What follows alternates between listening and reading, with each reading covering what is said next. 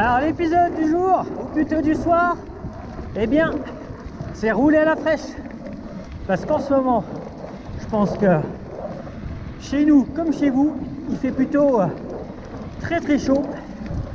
Et à un moment donné, eh bien, rouler en pleine journée, oulala, c'est pas trop conseillé.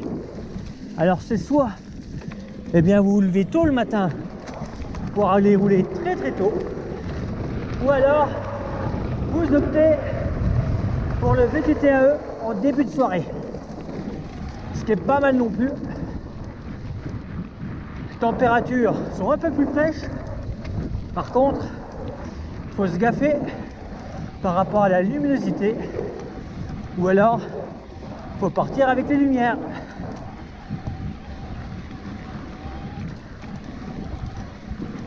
Allez, on va aller chercher le soleil couchant sur les crêtes.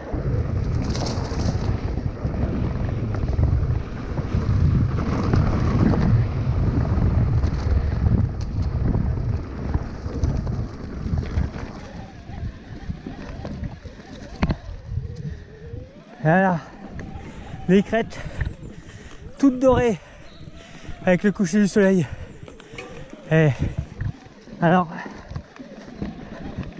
en soirée, hein,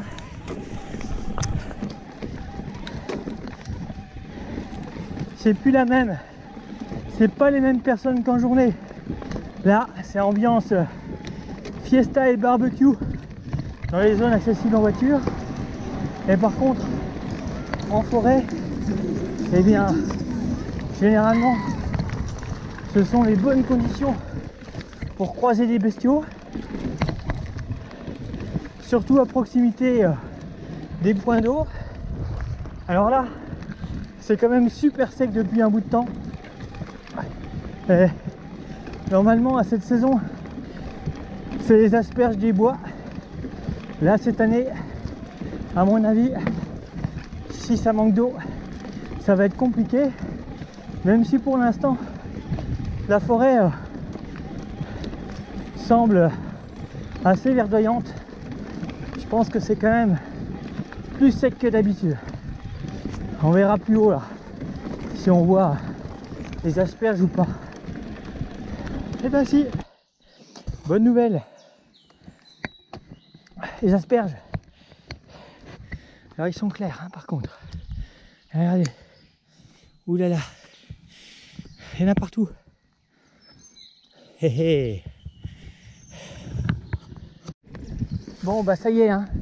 La saison des asperges est bel et bien lancée. Alors c'est étonnant parce que j'ai vu personne passer devant la maison avec des bouquets à la main. Donc ça doit être relativement récent.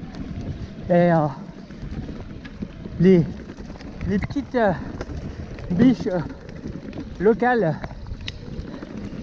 ont dû déjà trouver leur bonheur. Parce que généralement là, dès que ça pousse, c'est très très vite croqué. Je connais pas mal de petites bêtes qui en raffolent. Bon, va falloir revenir avec le cargo en mode cueillette.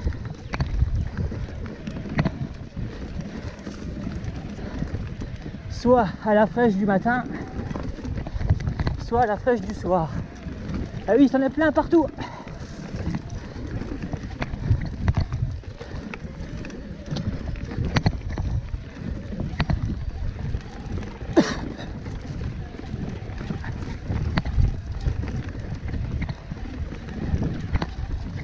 Alors l'avantage de rouler à la fraîche, c'est qu'il y a logiquement moins de monde sur les sentiers. Moins de monde qui court, moins de monde qui marche, moins de monde qui pédale. Parce que par endroit, la fréquentation est telle que c'est devenu compliqué. Avec les confinements, les gens ont découvert ou redécouvert la forêt. Et nous, on a clairement vu la différence sur le nombre de pratiquants.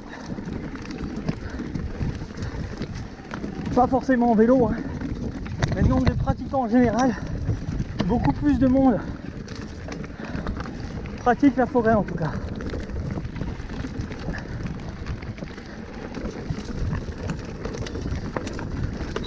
Bon, ce type de sentier, hein, c'est plus des gens à pied ou en courant, étonnamment.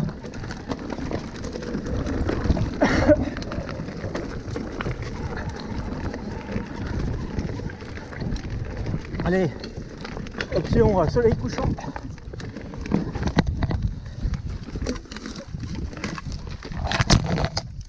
Ah. Voilà, c'est pas beau ça. Et là, il faut rouler à la fraîche. Parce que le matin, il se lève à 180 degrés. Donc il sera pas là. Allez, c'est pas le tout, mais on n'a pas de lumière. Donc si on veut continuer à profiter des sentiers, c'est maintenant ou jamais. C'est pas une fois qu'on sera dans l'obscurité qu'on pourra rouler à un bon rythme. Et puis dans les passages techniques, il vaut mieux mettre l'assistance, ce que j'avais pas au feu. Ah oui, maintenant pour les photos au bord du vide, je coupe l'assistance parce que il y a eu un grand frisson un jour à la frontière italienne à plus de 3000 mètres avec Jean-Paul. Pose les vélos pour faire une photo. Mon vélo était en mode trail ou boost.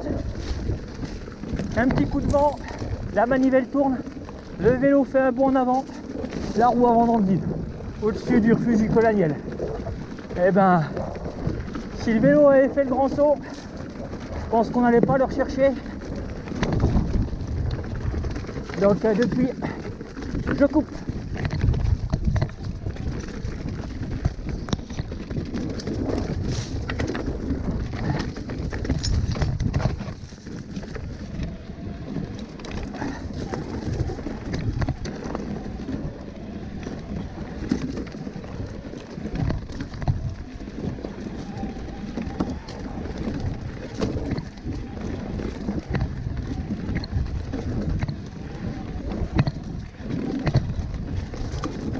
Alors rouler à la fraîche, hein, c'est parfois aussi s'amuser à faire la course avec le soleil. Là mon objectif il est clair.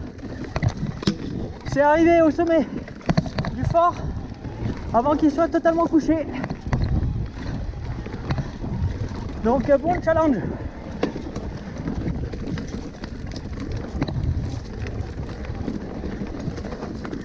Ah, ça va être chaud.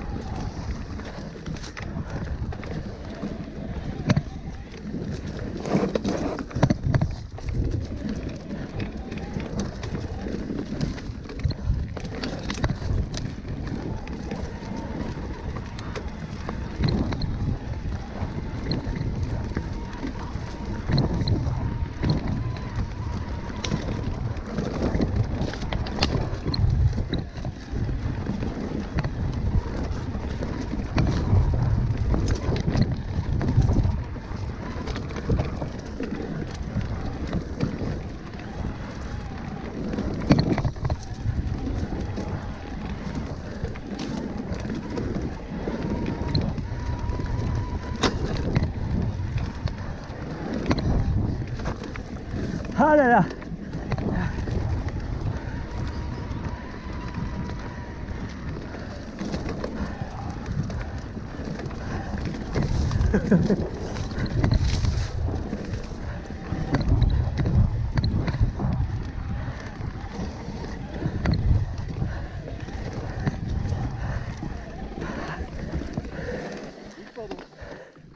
Bonjour. Vous n'aviez pas anticipé l'attente. Si, on va dire ex aequo.